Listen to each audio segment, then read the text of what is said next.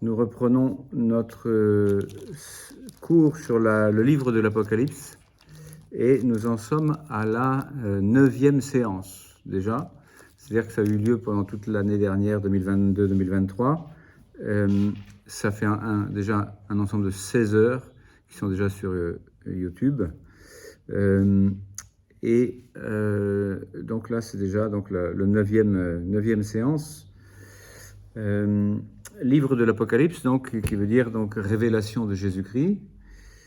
Donc ça concerne Jésus. Et c'est fait par Jésus. C'est-à-dire que Jésus est à la fois le sujet qui révèle et l'objet qui est révélé. Donc c'est vraiment autour de Jésus. Quand on parle de l'Apocalypse, on ne peut pas aussitôt ne pas mettre le mot de Jésus à côté. Sinon, on est à côté de l'Apocalypse. L'Apocalypse, ça veut dire l'Apocalypse de Jésus. C'est-à-dire la révélation de Jésus. Donc si on veut en faire autre chose, on n'a pas compris. Et il faut vraiment toujours recentrer et relativiser à Jésus. Et nous étions en train de voir le chapitre 6. Donc, on ne va pas le relire aujourd'hui, mais juste faire un petit rappel aussi, donc, après avoir rappelé que la révélation de Jésus-Christ. Rappelons aussi que le livre de l'Apocalypse, c'est un livre d'espérance, et qu'au chapitre 1, verset 9, il y a ce verset que j'aime bien souligner plusieurs fois, là, qui parle d'épreuve, de constance et de royauté en Jésus. Donc, il nous faut comprendre qu'il y aura, oui, l'épreuve, l'Apocalypse au sens populaire, c'est-à-dire les catastrophes ou les épreuves, mais il y aura aussi donc la constance et la royauté en Jésus. Donc la constance, c'est aussi donc c'est lié à la vertu d'espérance.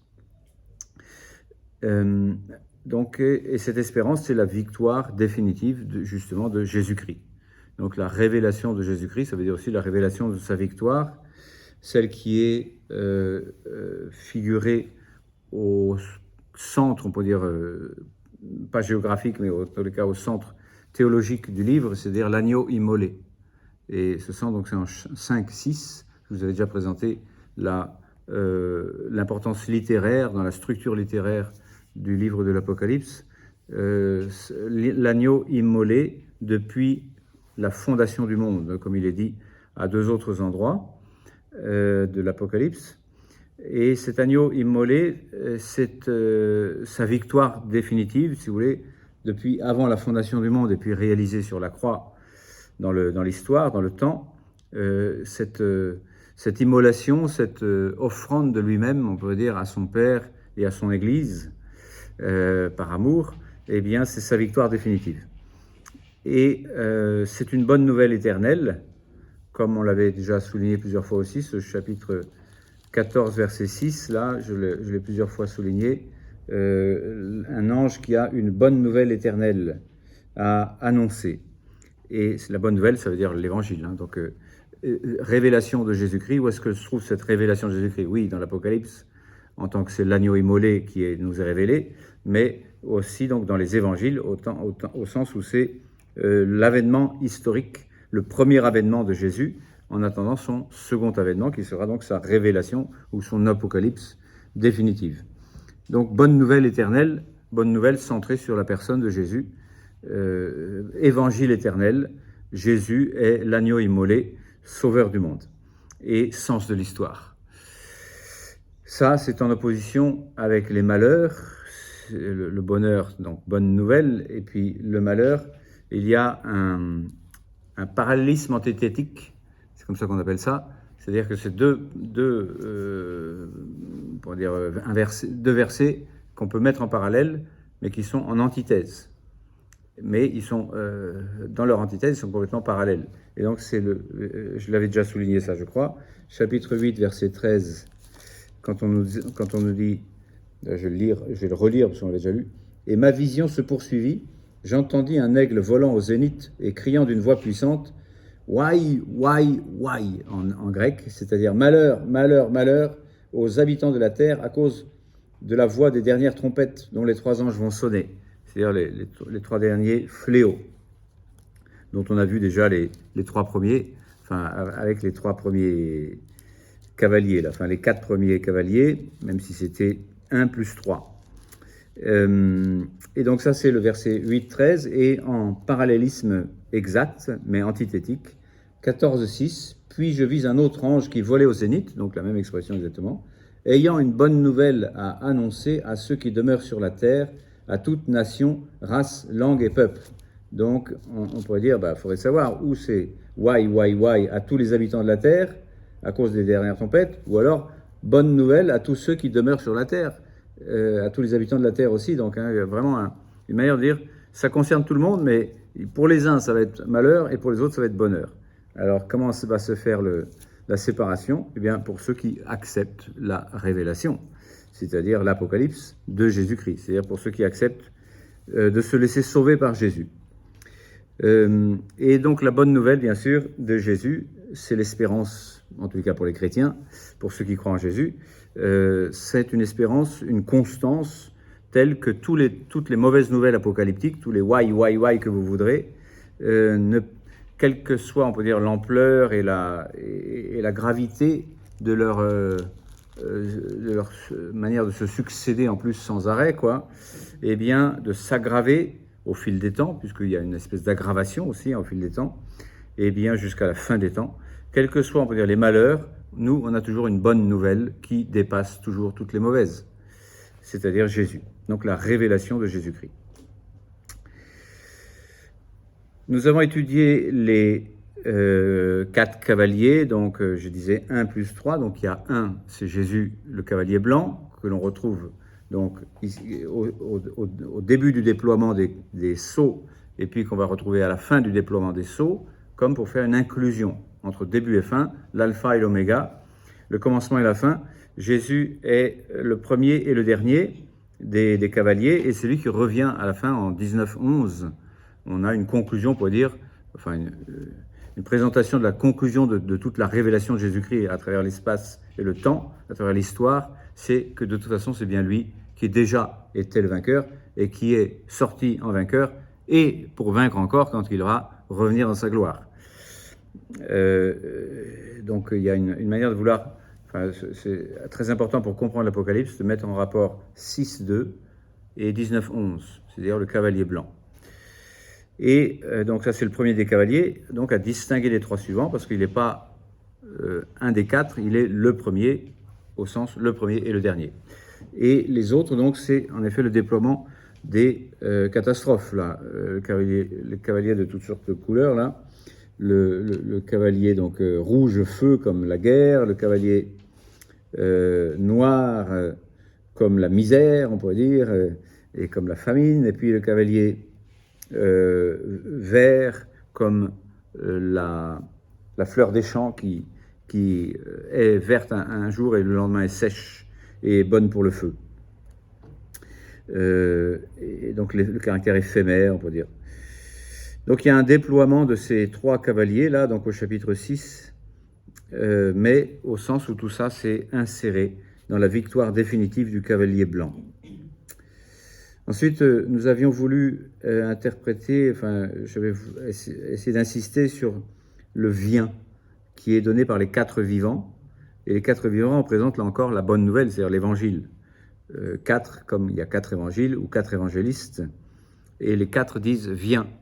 Et ça, c'est intéressant parce que ce « viens », on le trouve aussi à la fin de l'Apocalypse, pour dire « viens qui ? Seigneur Jésus ».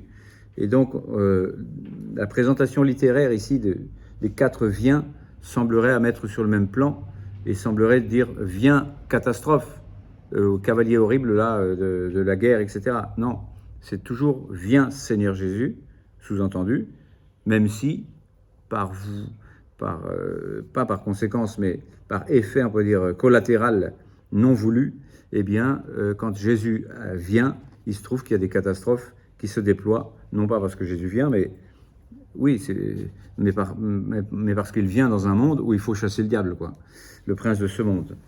Et donc le diable, on pourrait dire, s'agite, d'autant plus que le Seigneur arrive. Donc c'est un petit peu difficile d'interpréter comme ça, mais j'avais voulu donc interpréter ces 4 viens-là comme étant donné par les quatre vivants en rapport avec l'évangile, donc la bonne nouvelle éternelle, qui dépasse de toute façon toutes les mauvaises nouvelles qui arrivent concomitamment, on pourrait dire, ou collatéralement avec l'avènement de la bonne nouvelle, l'avènement du Messie, l'avènement de Jésus, au sens où il arrive dans un monde qui ne veut pas de lui, et qui va le crucifier en effet, mais son immolation dépasse, on peut dire, la crucifixion, et c'est sa victoire quand même, c'est son amour vainqueur.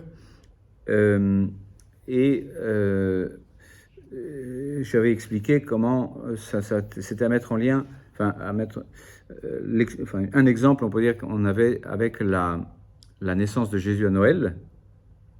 Donc c'est la bonne nouvelle par excellence.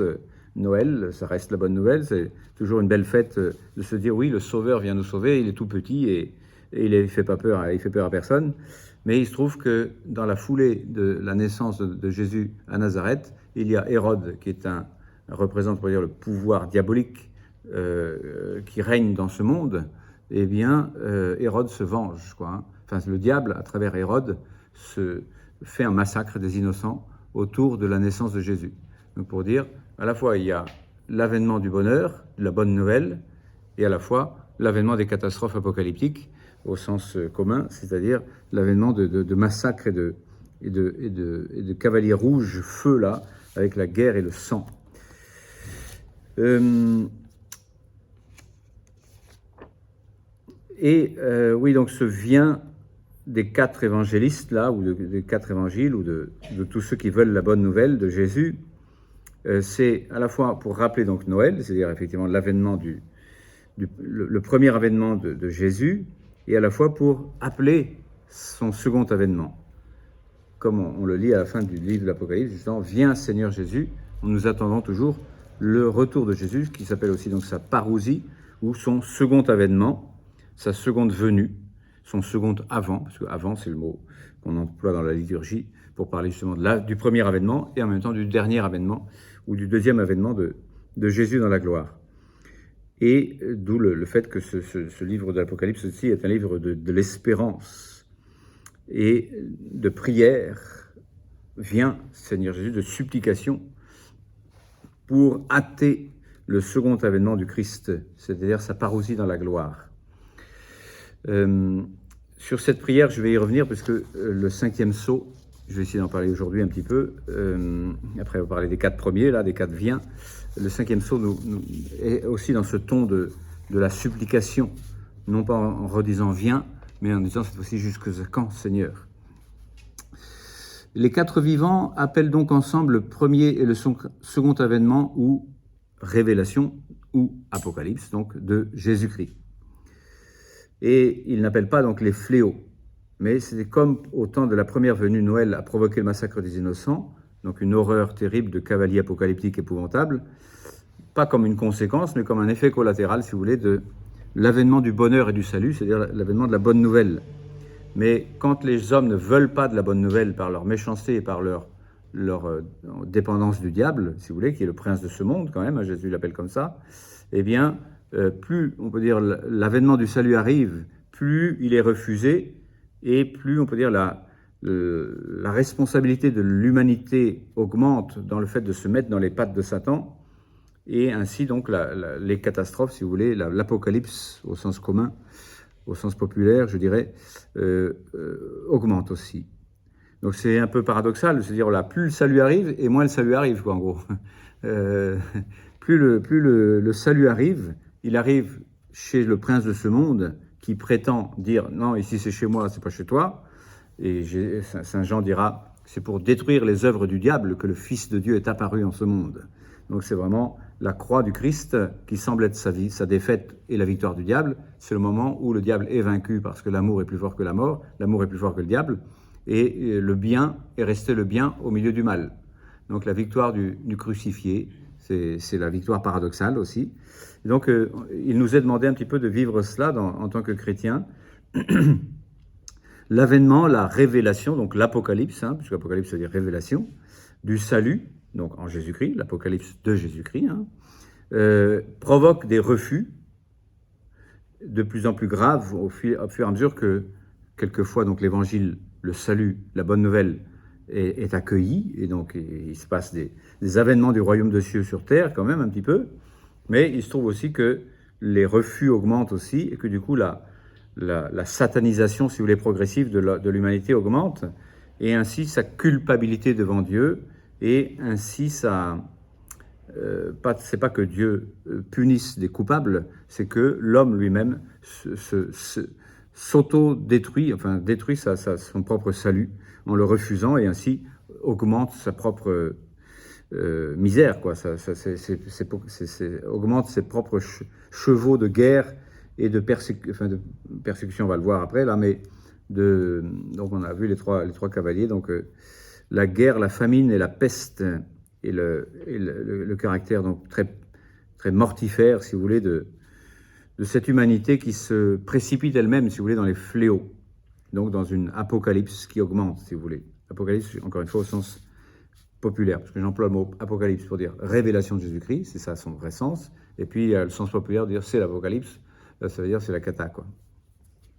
Mais c'est pour dire les deux choses sont liées. Plus il y a d'apocalypse de Jésus-Christ, plus, non pas que Dieu le veuille, mais on peut dire que les hommes le veuillent, c'est que Satan le veut et que les hommes obéissent à Satan, plus il y a de refus du Messie, donc de sa révélation, de sa bonne nouvelle du salut, et plus c'est la mauvaise nouvelle qui gagne, quoi, enfin qui se répand. Donc plus c'est l'apocalypse au sens catastrophique. Il va y avoir donc ce cinquième sceau qui est donc une sorte de rupture par rapport à cet enchaînement des quatre premiers vivants, là, des quatre premiers cavaliers.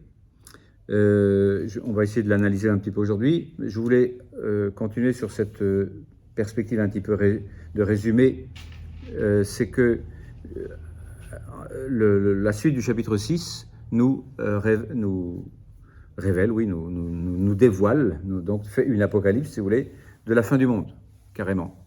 C'est-à-dire qu'à partir du verset 12 du chapitre 6, on l'avait déjà lu ensemble il y a déjà pas mal de temps, remarquez, là, il y a donc une description de la fin du monde, c'est-à-dire la fin du cosmos, quoi, aussi, hein, la Terre, le Soleil, tout ça s'est roulé et disparu sans laisser de traces.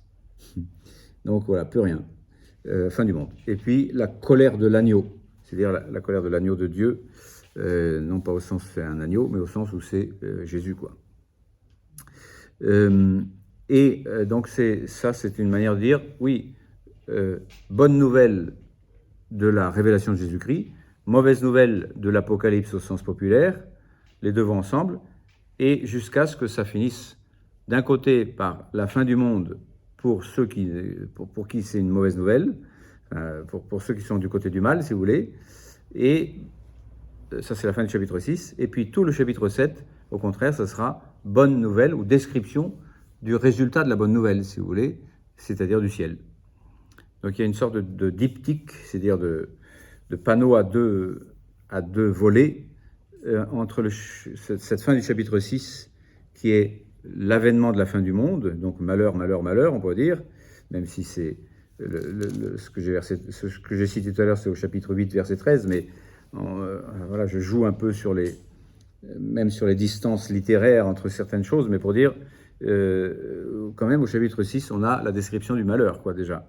Elle est déjà complète, c'est la fin du monde, malheur. Mais, donc, on peut dire description déjà de 8-13, avec toute cette fin du chapitre 6, c'est-à-dire de 12 à la fin du chapitre 6, 17. Et de l'autre côté, donc, après quoi, ma vision se poursuit, et là, je vois le ciel. C'est-à-dire, d'un côté, j'ai vu la terre et sa destruction et ses malheurs, et son apocalypse au sens catastrophe, et puis de l'autre côté, je vois tous ceux qui ont adhéré à l'apocalypse de Jésus-Christ, c'est-à-dire à la révélation de Jésus-Christ, et pour eux, c'est une bonne nouvelle éternelle, en effet, puisqu'ils sont admis désormais dans l'éternité. Donc, on peut dire qu'il y a une espèce de panneau résumé, après avoir, d'une manière schématique, en quelque sorte, décrit qu'est-ce que c'est que la victoire de Jésus, bonne nouvelle, le déploiement du mal, mauvaise nouvelle, jusqu'à la destruction du monde, quoi. Mais de l'autre côté, donc, tous ceux qui ont adhéré au Christ, donc eux, sont éternels. Est-ce que c'est pas un peu trop rapide ce que je vous dis là? Non, ça va? Donc évidemment, ça suppose de connaître déjà un petit peu les chapitres 6, 7. Vous ne les connaissez pas spécialement, mais il se trouve que c'est voilà, fin du chapitre 6, c'est la description de l'Apocalypse, au sens de fin du monde. Et puis le chapitre 7, c'est la description du triomphe des élus au ciel. Triomphe donc de ceux qui se sont sauvés et qui sont en train de se sauver, parce qu'ils sont en train de croire justement en la révélation de Jésus-Christ. Puisque c'est ça qui donne le salut, c'est lui qui donne le salut. Et donc j'en arrive un petit peu plus à mon chapitre, à mon 5e sceau, que je voulais déployer un petit peu aujourd'hui, après l'avoir un peu inséré dans un contexte plus général de l'Apocalypse. Lorsqu'il ouvrit le 5e sceau, donc c'est toujours l'agneau qui ouvre les sceaux, c'est toujours lui qui dirige le cours de l'histoire. C'est toujours lui le vainqueur, même s'il semble que c'est Satan qui a des victoires par-ci par-là. Il se trouve que c'est seulement selon une concession et selon une règle du jeu qui est donnée par celui qui est maître du temps et de l'histoire, Dieu, mais son fils aussi, donc Jésus, l'agneau de Dieu, c'est aussi lui qui est le maître du temps et le vainqueur déjà du temps et du monde. J'ai déjà vaincu le monde, comme il dira. Monde et temps, quelquefois, c'est un peu synonyme d'ailleurs. C'est-à-dire espace et temps, c'est... Alors, je reviens à mon verset 9. Donc, lorsqu'il ouvrit le 5e sceau, donc on a déjà parlé des 4 premiers, là, qui avaient une sorte de vision d'ensemble. Là, on a finalement la vision de la persécution. C'est-à-dire le refus systématique, on peut dire, et catastrophique et sanglant de la révélation de Jésus-Christ. Je vis sous l'autel les âmes de ceux qui furent égorgés pour la parole de Dieu et le témoignage qu'ils avaient.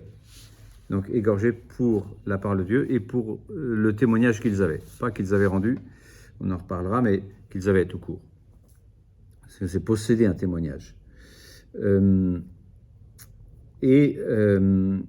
ils furent égorgés pour la parole de Dieu, donc toute la Bible là, mais spécialement sa révélation ultime et plénière et totale et définitive en Jésus-Christ, et pour le témoignage qu'ils avaient à l'intérieur d'eux, et qui, bien sûr, du coup, qu'ils ont rendu, qu'ils ont donné, mais le mot « rendre » n'est pas donné dans le texte ici, pour bien signifier que c'est un témoignage que l'on possède déjà à l'intérieur, avant d'avoir à le rendre à l'extérieur.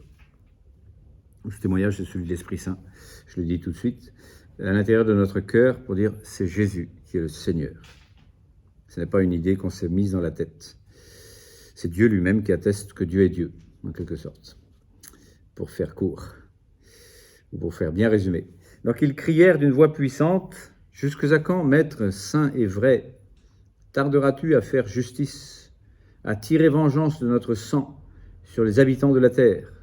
C'est un petit peu vindicatif, mais il y a une explication biblique plus large, qui n'est pas uniquement de la psychologie, on pourrait dire, de Katsu, mais qui est donc un mystère, si vous voulez, de prière, de supplication. Bon, on va expliquer. Alors, on leur donna à chacun une robe blanche, en leur disant de patienter encore un peu, le temps que fussent au complet leurs compagnons de service et leurs frères, qui doivent être mis à mort comme eux.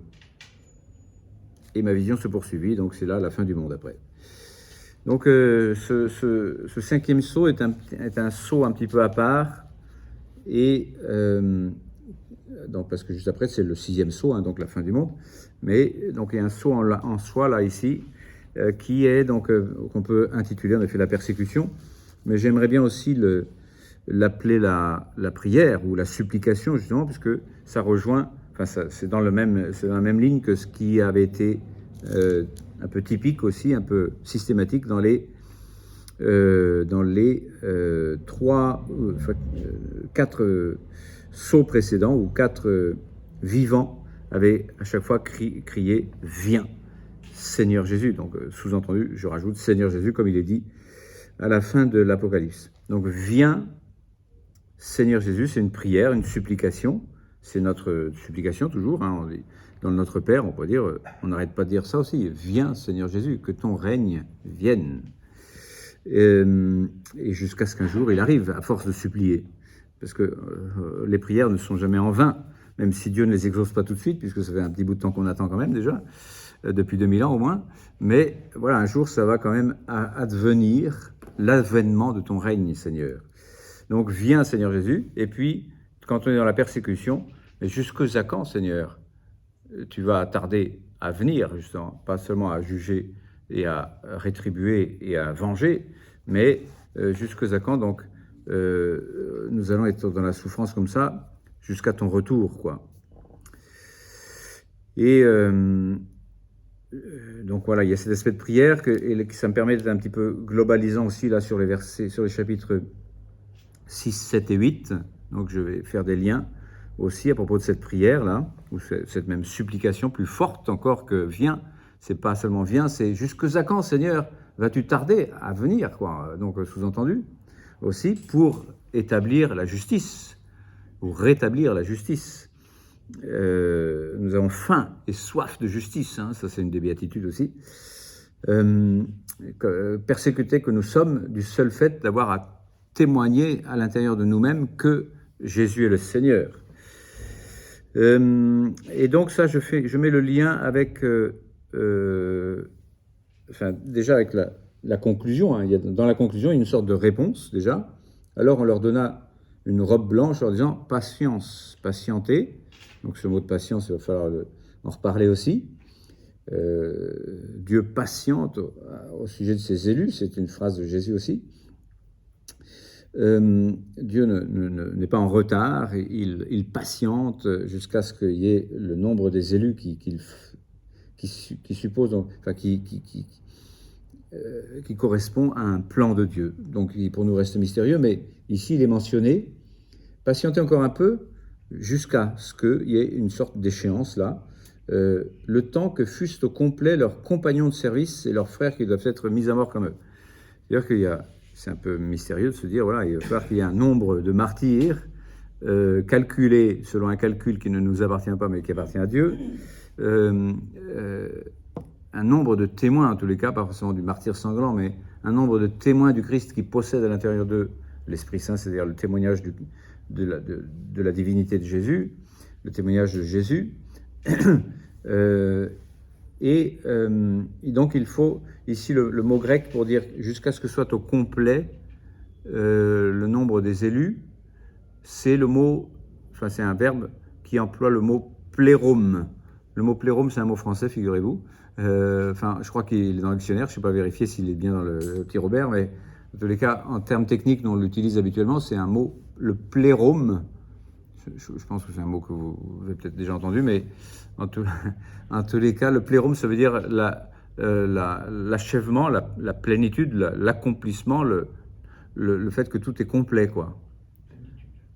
Oui, plénitude et accomplissement et achèvement.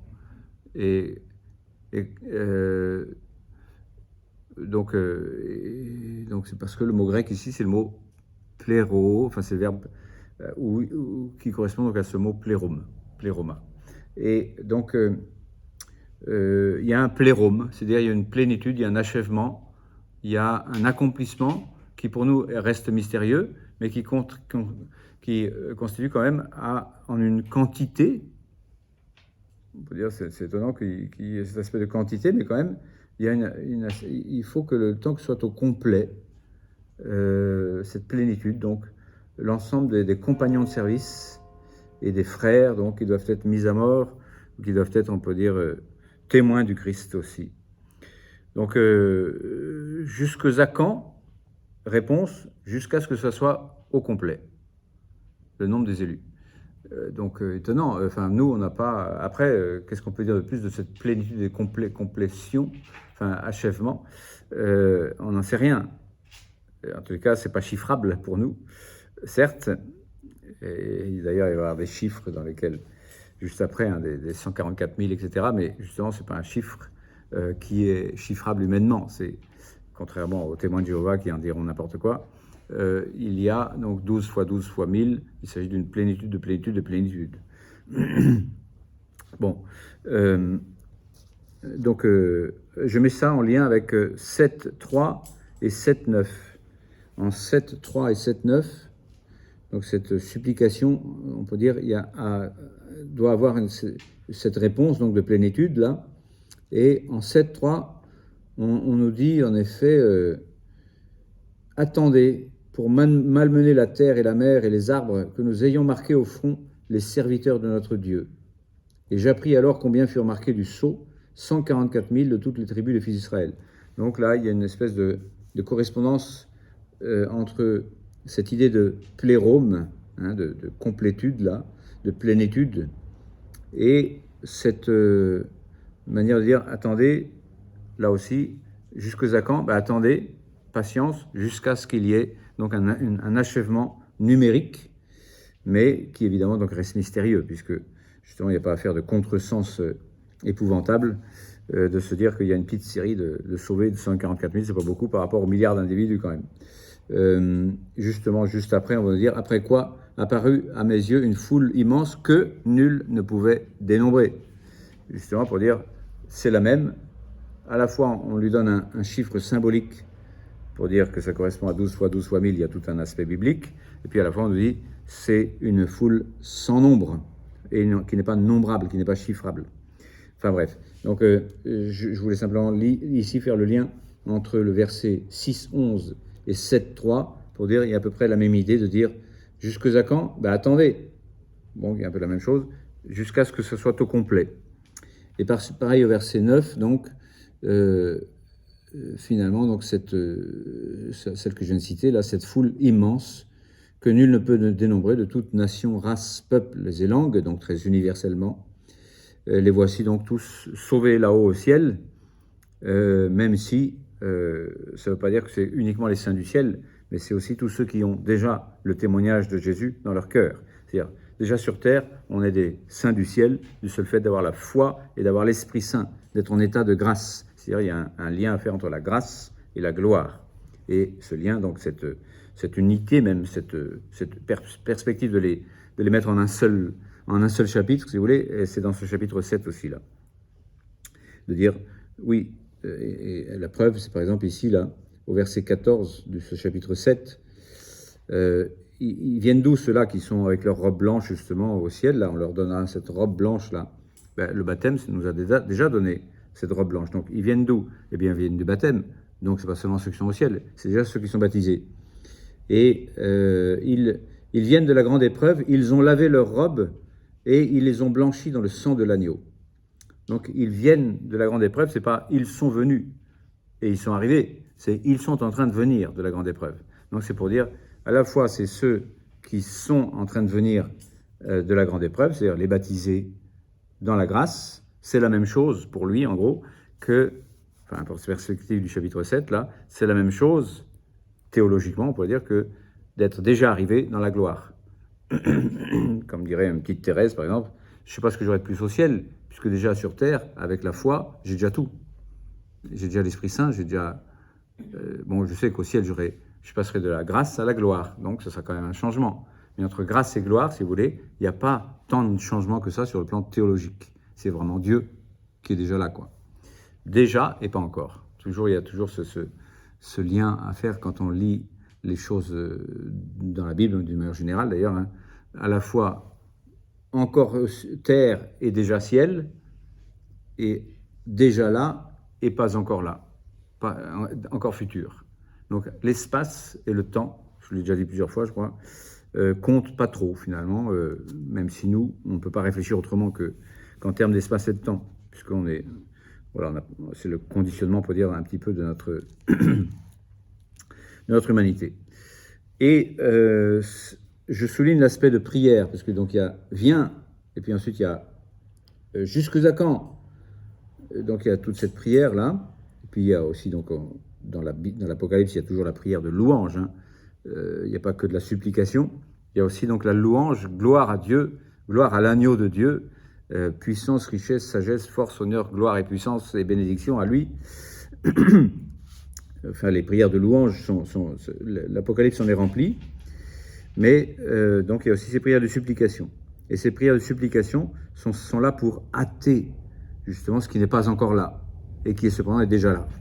C'est-à-dire dans la grâce c'est déjà là, mais c'est pas encore là, puisque on est encore en train quand même de passer par la grande épreuve, ou par ce fait de devoir être mis à mort pour la parole de Dieu, mis à mort au sens plus global que d'être, on peut dire, égorgé physiquement. Et donc je fais le lien avec la prière des saints. Donc les saints, c'est nous aussi, au sens de la grâce, si vous voulez, la vie de Dieu en nous déjà. Donc tous les saints, à la fois sur terre et à la fois au ciel. En 8.3, c'est pour vous dire que je globalise un peu le regard, c'est-à-dire qu'il y a le chapitre 6, chapitre 7, chapitre 8, il y a toute cette prière des saints qui justement hâte l'avènement du royaume de Dieu, c'est-à-dire à la fois la fin du monde d'un côté et l'avènement du ciel de l'autre côté, ou du ciel sur terre, on peut dire l'avènement de la gloire de Jésus, de la parousie de Jésus. Et en 8.3, donc vous avez ceci, un autre ange vint alors se placer près de l'autel muni d'une pelle en or.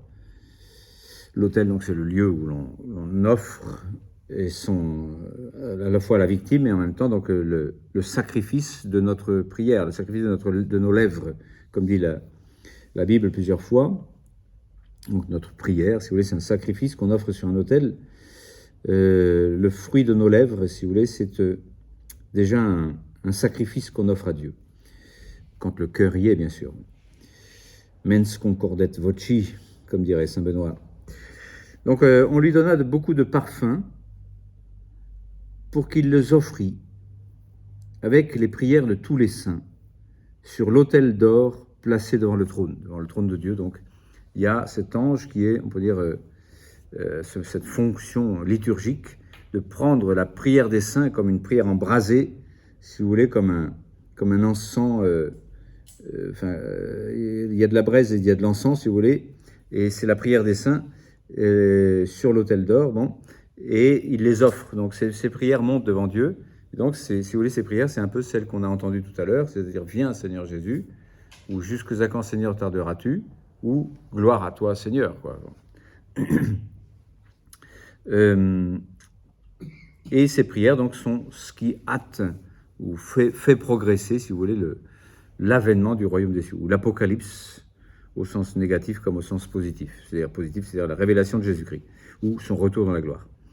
Et vous avez un lien à faire aussi avec 10.7, c'est-à-dire je vais un peu plus loin encore dans l'Apocalypse, où il est question justement d'une réponse, là aussi, à ce jusque à quand. C'est-à-dire à cette prière des saints qui monte devant Dieu, là, jusqu'à ce qu'elle soit exaucée, et qui est exaucée déjà du fait que nous avons déjà reçu cette robe blanche, c'est-à-dire le baptême, mais ça ne suffit pas, puisque on veut passer de la grâce à la gloire. Toujours est-il qu'au chapitre 10, verset 7, je vous disais, on nous dit en fait, juste avant la fin du verset, juste avant le début du verset 7, c'est déjà la fin du verset 6 de ce chapitre 10, là, plus de délai.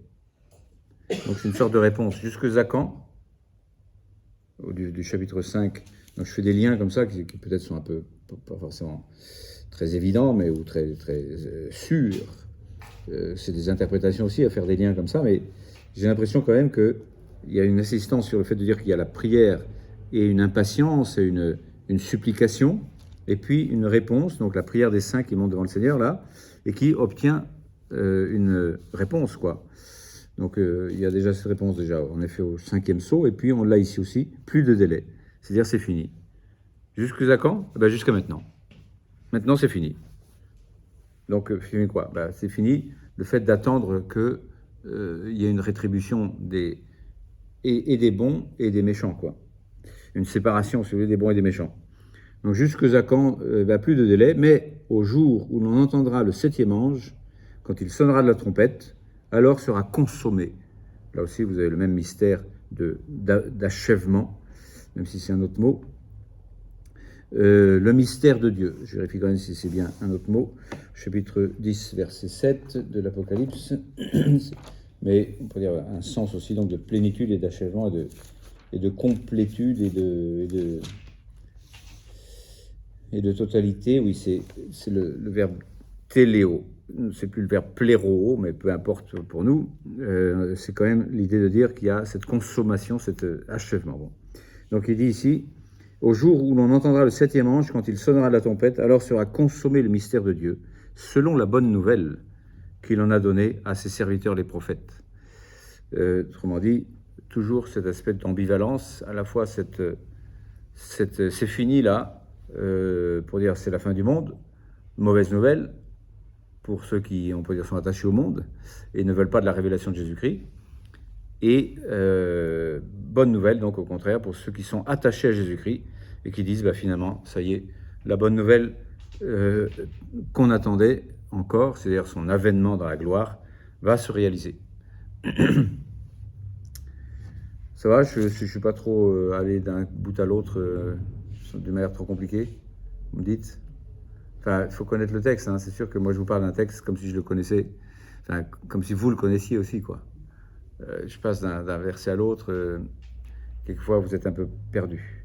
Donc on va essayer cette fois-ci d'en rester au fil du texte tel qu'il est, c'est-à-dire celui que je viens de lire là du chapitre 6, versets 9 à 11, donc 3 petits versets, mais sur lesquels, si vous voulez, il y a de quoi dire, surtout quand on le place à l'intérieur justement comme je viens d'essayer de le faire, de l'Apocalypse. Ça fait déjà 40 minutes que je parle, je vois, donc on va faire ça dans un second temps d'ici 5 minutes. Merci.